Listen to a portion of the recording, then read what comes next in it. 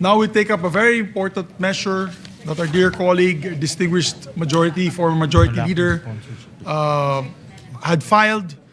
I move that we consider proposed Senate Resolution number 447, and this is a resolution urging adequate funding for Mindanao earthquake relief and rehabilitation. I so move, Mr. President. Is there any objection?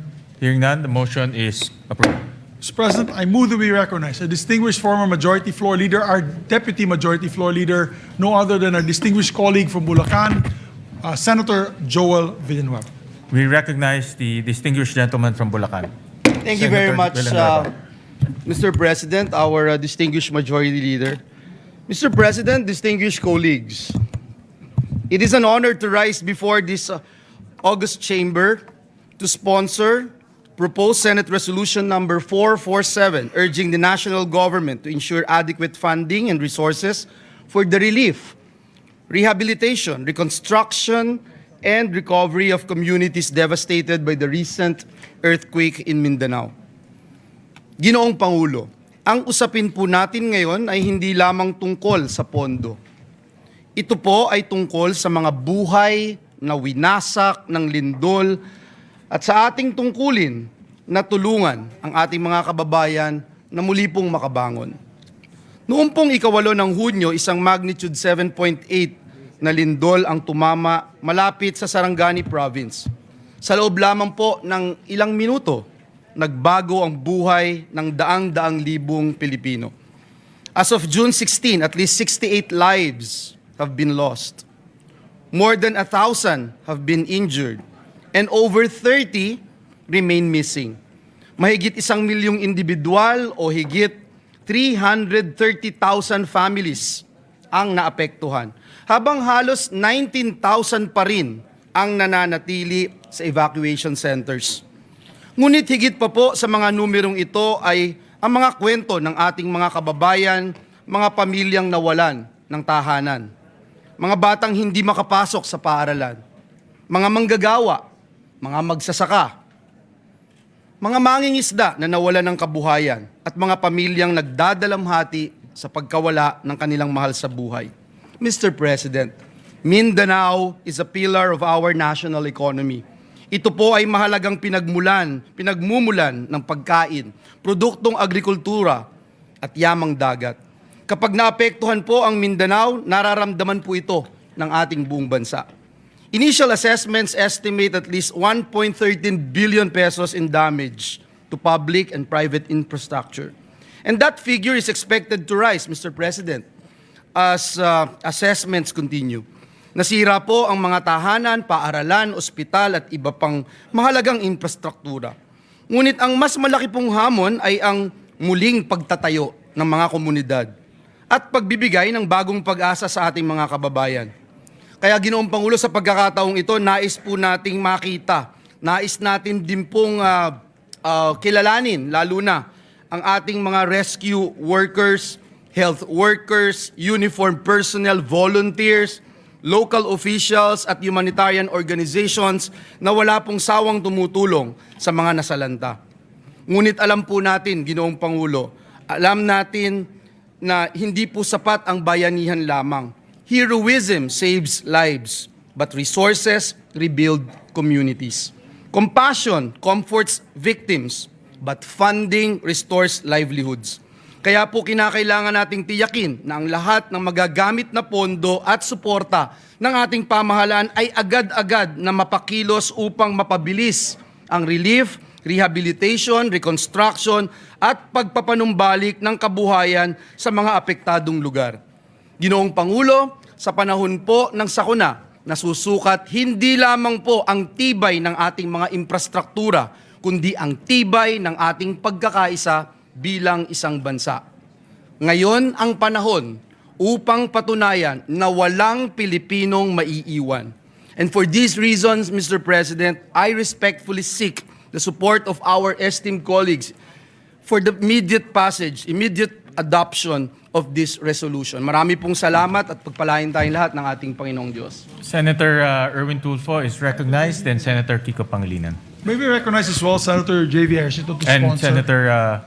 we And then recognize, after which, sorry. yeah, I we just- recognize Senator JV first for his Yes, I have the co-sponsorship. list. It's Senator J.V. Ejercito, Mr. President. After that, Senator Kiko Pangilinan and Senator Erwin Tulfo.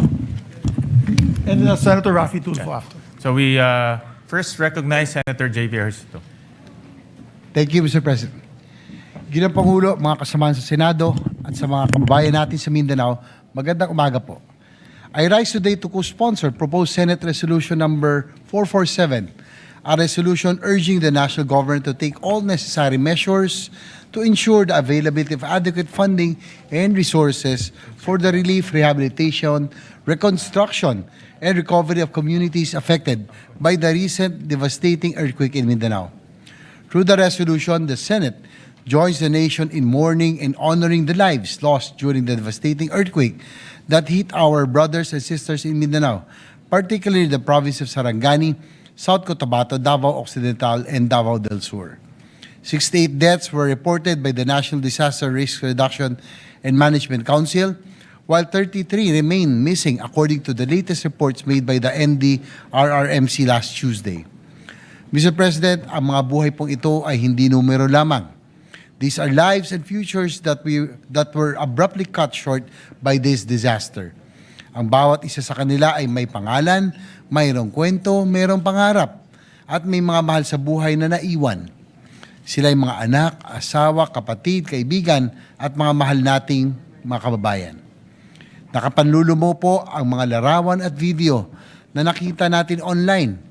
Ano pa kaya ang aktwal na pakiramdam at sitwasyon na dinadanas ng ating mga kababayan? Bilang magulang, nakakatakot isipin na malagay sa parehong sitwasyon ang aking mga anak. Nakita natin ang mga mag-aaral at maguro na napuno ng takot habang niyayanig ng lindol ang kanilang paaralan. Nakita natin ang ilan nating kababayan na wala nang magawa kung hindi tignan na lamang ang pagguho ng magusali at negosyo na kanilang pinagtrabahuhan at ipinundar. Bukod sa mga buhay na nasayang, maraming bahay ang nasira at maraming kabuhayan ang naapektuhan at nawala.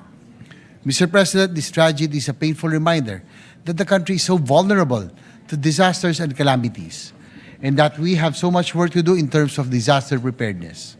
Lalo na nating nakita ang kahalagan ng matatag na infrastruktura at sistema ng pagpaplano sa pagsasaayos ng ating mga komunidad. Resilience should not just be expected from our constituents, but should mean that our infrastructure systems and responses can withstand the wrath of nature. Sa ilalim ng liderato ni Senate President Win Gatchalian, mabilis na nakapag-abot ng paunang tulong ang Senado sa mapektadong komunidad. Subalit alam natin na hindi matatawaran ng kahit anong ayuda, donasyon o anumang halaga ang mga buhay na nawala at ang sakit ng trahedya na dinaranas ng mga naiwang pamilya. Kaya naman, nakikiisa ko sa panawagan na sa pamamagitan ng Senate Resolution na ito ay tiyakin ng ating pamahalaan ang agaran at pangmatagalang suporta para sa rehabilitasyon at pagbangon ng Mindanao. Bigyan natin ng malalim na kahulugan ang mga nawalang buhay sa pamamagitan ng pagtiyak na ang naiwan ay muling makapagsisimula. Ginoong Pangulo, gagawin natin ang ating tungkulin dito sa Senado. Bilang inyong bagong halal na chairman ng Committee on Finance, titiyakin natin na mayroong nakalaang suporta upang maibalik ang kaayusan, seguridad at dignidad ng pamumuhay ng mga kapatid natin sa Mindanao na lubhang naapektuhan ng sakuna.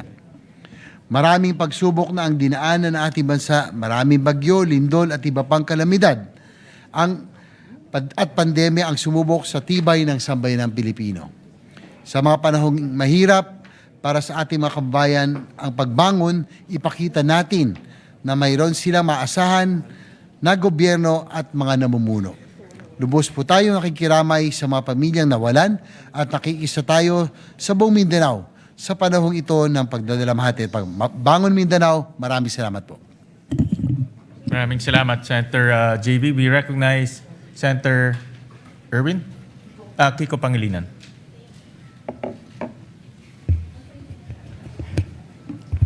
Thank you, Senate President Gatchalian. Dear colleagues, I rise to co-sponsor Senator Joel Villanueva's Senate Resolution number 447. In times of calamity, the Senate must speak as one. I commend Senator Joel Villanueva for his quick thinking and swift leadership on this resolution, which reflects the Senate's shared duty to help Mindanao recover, rebuild, and prosper. Strategic national priority ang mabilis at tuloy-tuloy na pagbangon ng Mindanao mula sa lindol noong Hunyo 8. Bakit? Dahil nasa Mindanao ang humigit kumulang 1/3 na pinakamahihirap nating mga kababayan, habang 40% ng food supply ng ating buong bansa ay galing dito. Pinakamalawak na produkto ng nyug, pinakamalawak na coconut farm sa buong Pilipinas ay nasa Mindanao. 40%, 30% of the national food trade comes from Mindanao. Food basket ng Pilipinas ang Mindanao. It is also one of our most dynamic growth frontiers. Maraming mga tahanan, paaralan, ospital, kalsada, tulay, mga sistema ng kuryente at tubig at iba pang mahalagang infrastruktura ang nasira sa Davao Region at Soc-Sargen. Kung hindi ito agad-agad at sapat na matutugunan, mas lalaki ang pinsalang dulot sa agrikultura, pangingisda, logistics at mga lokal na negosyo. Tatagal ang paghihirap ng mga apektadong pamilya at malalagay rin sa alanganin ang pambansang seguridad sa pagkain at katatagan ng ating ekonomiya. Ang Senate Bill number 2259 ng inyong lingkod naglalaan ng 15 billion pesos in supplemental funding. Nilalayon nito na maibalik ang mahahalagang serbisyong pampubliko, maisaayos at mapatatag ang mga kritikal na pasilidad at maibangon ang kabuhayan ng ating mga magsasaka, mangingisda, manggagawa, maliliit na negosyo, lahat lubhang apektado ng lindol. Sa pagsuporta ng PS Resolution number 447 ni Senator Joel at sa ating Senate Bill 2259, pinagtitibay ng Senado na nasa interes ng buong Pilipinas ang pagbangon ng Mindanao. Dahil pagprotekta ito sa ating sistema ng pagkain, pangangalaga sa mga trabaho at pagpapatatag at pagpapabagsak o baba ng presyo ng mga bilihin. Sa sama-sama nating pagkilos, bubuo tayo ng isang Mindanao na mas matatag, mas ligtas at mas handa, gayon din ng buong bansa. Kaysa natin ang ating mga kababayan sa Mindanao at hindi natin iiwan ang mga kababayan natin dito. Maraming salamat. And again, maraming salamat kay Senator Joel for sponsoring this measure. We recognize the gentleman from Palawan, Senator Erwin Tulfo. Thank you, Mr. President. I rise today to express my full support and to formally manifest my co-sponsorship of the Senate Resolution number 447, which urges the government to take all necessary measures to assist the people of Mindanao following the recent earthquake that has caused significant damage to lives, homes, infrastructure, and livelihoods. In times of calamity, it is our duty as public servants to ensure that affected communities receive immediate, adequate assistance. The earthquake has brought hardship and uncertainty to many families, underscoring the need for a swift, coordinated, and comprehensive response from all concerned agencies. Through this resolution, we reaffirm our commitment to mobilizing relief efforts, providing emergency assistance, restoring essential services, and supporting the long-term recovery and rehabilitation affected areas. We also recognize the resilience of the people of Mindanao and stand in solidarity with them as they rebuild their communities. It is imperative that the national government, together with local government units and relevant stakeholders, work closely to address the urgent needs of those affected and to strengthen disaster preparedness and response mechanism to mitigate the impact of future calamities. Ginong Pangulo at mga kasamahan, ito po yung sinasabi ko noon pa at paulit-ulit ko na sinasabi. Isang tabi po natin ang ating mga personal or group interest. Alang-alang po sa mas nakakarami sa atin. We commend Senator Joel Villanueva for coming in today to file this resolution for the victims of the Mindanao quake. Thank you, Senator Joel Villanueva, for this resolution. For this reason, I wholeheartedly support and co-sponsor Senate Resolution number 447, Mr. President, and urge its immediate adoption. Thank you and good morning. Any more, Majority Leader? Any more, Senator Raffy? Yeah. While waiting for Senator Raffy, let me commend the resolution filed by Senator Joel Villanueva, PS Resolution 447. Ito po ay napapanahon dahil po yung naranasan ng Mindanao, particularly Sarangani and Jensan, ay isa sa pinakamalakas na lindol na naranasan po ng ating bansa. At marami pong infrastruktura na nasira doon. Nakita ho namin ni Senator Erwin, Senator JV at Senator Migs. At marami rin pong nasawi na buhay. At kami po ay nakikiramay at nakikiisa po sa mga kababayan ho natin sa Jensan, Sarangani at sa lahat pong ng lugar na tinamaan po ng lindol. At kaya po nagbibigay pugay ho kami kay Senator Joel dahil ito pong resolusyon ay nagdedirekta ng mabilis na action at mabilis po na pag-release ng pondo para po makatulong po sa mga kababayan natin sa Mindanao. With that, we recognize Senator Raffy Tulfo.